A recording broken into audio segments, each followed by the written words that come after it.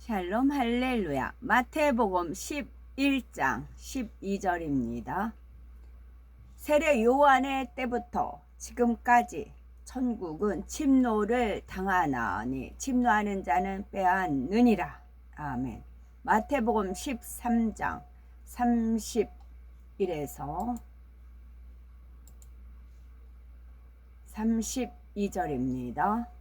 또 비유를 들어 이르시되 천국은 마치 사람이 자기 밭에 갖다 심은 겨자씨 하나 같으니 이는 모든 씨보다 작은 것이로되 자란 후에는 풀보다 커서 나무가 되매 공중의 새들이 와서 그 가지에 깃들이느니라. 아멘. 천국은 침노를 당하냐니입니다. 마태복음 11장 12절에 세례 요한의 때부터 지금까지 천국은 침노를 당하나니 침노하는 자는 빼앗느니라 했습니다. 천국은 빛이신 하나님의 나라이므로 원수마귀 사단이 근접할 수 없는 빛의 영역입니다. 그런데 감히 누가 천국을 침노하며 어떻게 천국을 빼앗는다는 말씀일까요? 이는 구원받은 하나님의 자녀들이 믿음으로 천국에 들어가며 온전한 믿음에 이르는 과정을 설명하는 말씀입니다. 모든 사람은 죄로 인해서 지옥에 갈 수밖에 없지만 예수 그리스도를 믿으면 누구나 구원받아 천국에 갈 수 있지요. 그래서 원수마귀 사단은 복음을 듣지 못하고 예수 그리스도를 믿지 못하도록 회방합니다. 이미 예수 그리스도를 영접한 사람이라도 미혹하여 죄를 짓게 하려고 호시탐탐 기회를 노리지요. 이러한 원수마귀 사단과 싸워 이겨서 천국을 빼앗아야 하기에 천국은 침노하는 자가 빼앗는다라고 한 것입니다. 악한 영들과 대적해 믿음으로 이길 때 더 좋은 천국을 취해 들어갈 수가 있지요. 그런데 천국이 침노를 당한다는 것은 세례 요한의 때부터 지금까지라고 말씀합니다. 세례 요한은 예수님께서 구세주의 사역을 이루시도록 그 길을 예비하며 예수님을 증거하는 사명을 맡은 사람입니다. 세례 요한의 때부터 지금까지란 결국 예수 그리스도의 시대요, 믿음으로 구원받는 신약 시대를 의미하지요. 구약 시대는 율법 시대로서 율법의 행위로서 구원받았습니다. 율법을 지켜 행해야 했고 지키지 못해 범죄했을 때는 속죄의 제사를 드려야 사함 받았지요. 반면 예수 그리스도 이후 신약 시대는 성령 시대 혹은 은혜의 시대라고 말합니다. 이제는 율법대로 속죄 제사를 드리지 않아도 주 예수를 믿으면 구원받기 때문이지요. 보혈의 공로와 성령의 능력으로 죄사함 받아 구원받는 것입니다.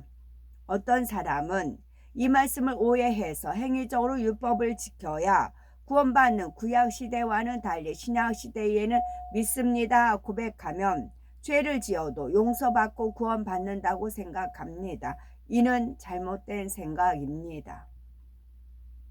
구약의 행위적인 구원이란 비록 마음에 악이 있어도 행위로만 범죄하지 않으면 죄 있다 정죄받지 않지만 신약에서는 행위적으로 죄를 짓지 않아도 마음에 악을 품은 자체가 죄이며 형제를 미워하면 이미 살인자와도 같습니다. 하물며 행위적으로 범죄하면 더 큰 죄가 되는 것이지요. 육체의 일을 하는 자, 곧 행함으로 범죄하는 사람은 하나님 나라를 유업으로 받을 수 없습니다. 그 밖에도 성경 곳곳에 행위적으로 범죄하는 사람은 하나님과 상관이 없다고 경고하였지요. 구원받을 믿음이 있다면 행위적인 죄는 물론 마음의 악까지도 버려야 하는 것이 하나님의 뜻입니다. 그러면 구약시대보다 신약시대에 구원받기가 더 어려운 걸까요? 그렇지 않습니다. 구약시대에는 자신의 의지와 노력으로 범죄하지 않고 율법을 지켜야 했지만 신약시대에는 성령의 능력으로 죄를 버릴 수 있기 때문입니다. 로마서 10장 10절에 사람이 마음으로 믿어 의에 이르고 입으로 시인하여 구원에 이르느니라 말씀한 것처럼 마음 중심에 믿음이 있는 사람은 반드시 율법을 지켜 행합니다. 거룩하신 하나님께서 우리 아버지 되심과 예수님께서 내 죄 때문에 십자가를 지셨음을 믿는다면 당연히 죄를 버리고자 노력하게 되지요. 우리가 들어서 지식으로 알기만 하는 것이 아니라 정녕 십자가에 담긴 사랑을 믿는다면 하나님께서 기뻐하시는 대로 율법을 행하며 의인이 될 수 있습니다. 악을 행하던 사람이 선을 행합니다. 인격과 교양이 있어서 행위적으로만 범죄하지 않는 수준이 아니라 죄성 자체를 버리고 성결한 사람이 될 수 있지요. 그런데 사람은 자신의 힘으로 변화될 수 있는 것이 아닙니다. 예수 그리스도의 보혈의 공로로 가능한 일이며 우리를 도우시는 성령의 능력으로 가능한 일입니다. 믿음으로 주님을 영접하고 죄를 버리고자 노력해 나갈 때 성령의 능력이 임하여 행위적인 죄는 물론 마음에 있는 죄성까지 버릴 수 있습니다. 그래서 점점 주님 닮은 깨끗한 마음으로 변하지요. 이처럼 신약시대에는 성령의 도우심을 받을 수 있기에 믿음으로 구원받고 죄를 버리는 것이 절대 어렵지 않습니다. 천국을 침노한다는 것은 단순히 지옥에 가지 않고 천국에 들어가는 것만 의미하는 것이 아닙니다. 천국도 여러 단계로 나뉘어 상대적으로 더 좋은 것이 있으므로 사모하여 침노에 들어가는 것을 의미하지요. 우리는 천국이 눈에 보이는 하늘 위에 있는 것이 아니라는 사실을 알아야 합니다. 천국은 보이지 않는 영의 하늘에 속해 있으며 영의 하늘은 이 육의 하늘과 차원이 다른 영역으로 다시 여러 하늘로 나뉘어지지요.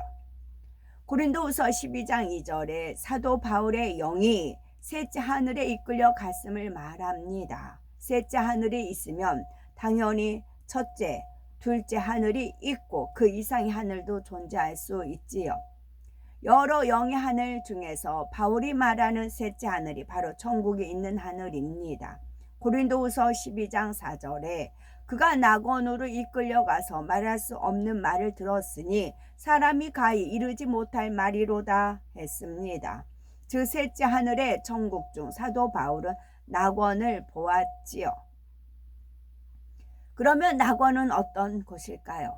예수님께서 십자가 처형을 당하실 때 죽음 직전에 주님을 영접한 한편 강도와 같이 간신히 구원받을 믿음을 가진 사람이 가는 처소입니다.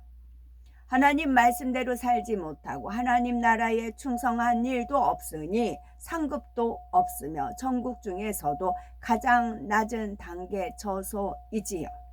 요한계시록 21장에 사도 요한이 본 새 예루살렘 성의 기록이 나오지요. 12보석이 기초석을 이루고 있는 거룩하고 영화로운 성으로 묘사되어 있습니다. 이곳은 천국에서 가장 영화로운 처소로 하나님 보좌가 있는 곳이며 하나님 말씀을 온전히 지키며 마음에 이루어 큰 믿음을 가진 사람들이 거하는 곳입니다.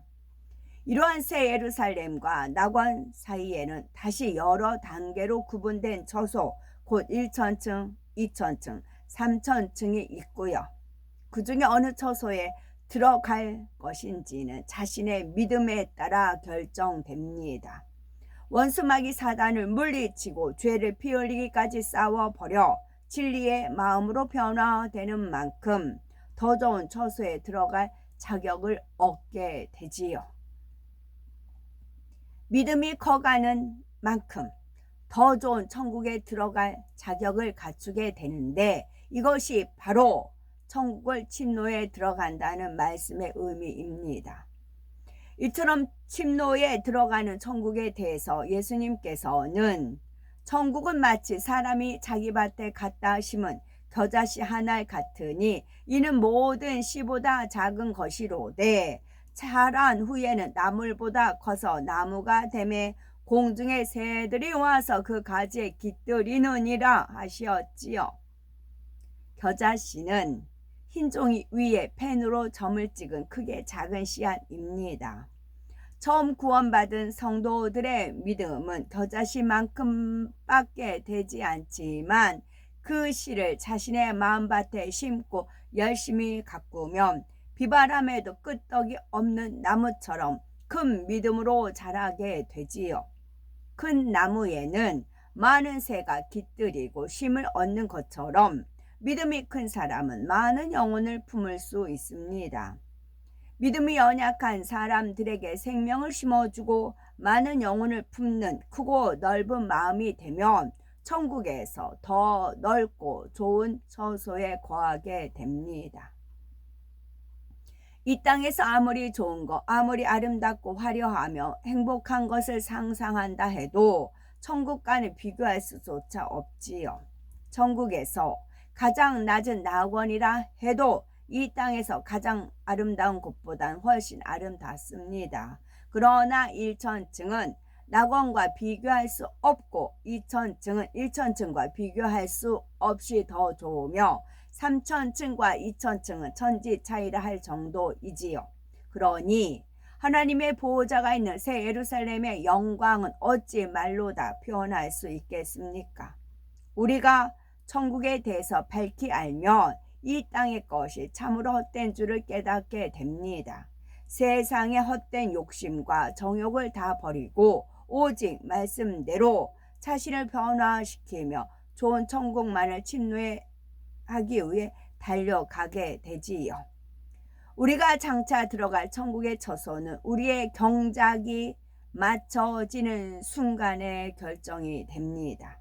그러므로 세월을 아껴서 부지런히 더 큰 믿음을 이루며 가장 좋은 천국을 침노에 들어가야 되겠지요. 12 기초석에 담긴 영적인 의미를 살펴보면 벽옥은 믿음,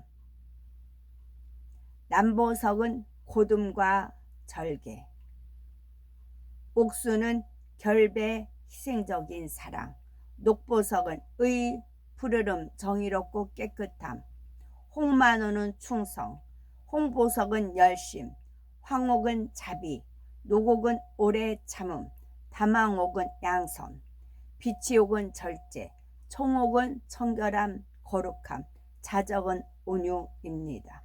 우리는 신부예요. 성령과 신부가 그러면서 요한계시록에도 나오잖아요. 주 예수님에 대한 우리는 신부입니다. 그럼 신부가 벽옥, 주님에 대한 믿음이 있어야 돼요. 신랑에 대한 믿음이 있어야 돼요. 신랑을 못 믿어? 신랑은 우리 배신 안 합니다. 육의 사람들, 신랑들은 배신할지 모르지만 마음이 변하지만 주 예수님은 마음이 안 변하세요. 우리는 주 예수님에 대한 믿음, 신부가 신랑에 대한 믿음이 있어야 됩니다. 그 다음에 남보석, 신랑에 대한 고둠과 절개가 있어야 돼요. 그게 성충양, 성충양과 같은 고둠과 절개가 있어야 돼요. 신랑에 대해서 신부면.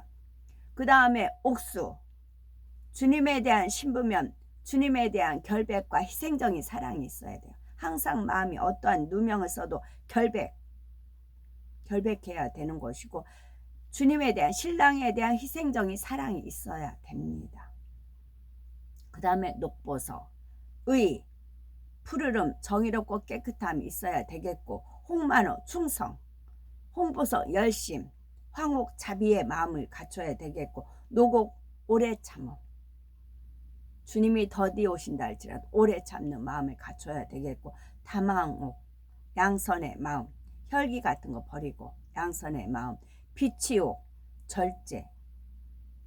옛날 조선시대 보면 여인들이 가락지를 비치옥으로 해가지고 꼈지요. 절제, 비치옥이 있어야 됩니다. 청옥, 청결함, 거룩함이 있어야 되고 마지막 자정. 땡 12시. 땡 12시. 12. 1 더하기 2는 3. 자정. 온유입니다. 아멘.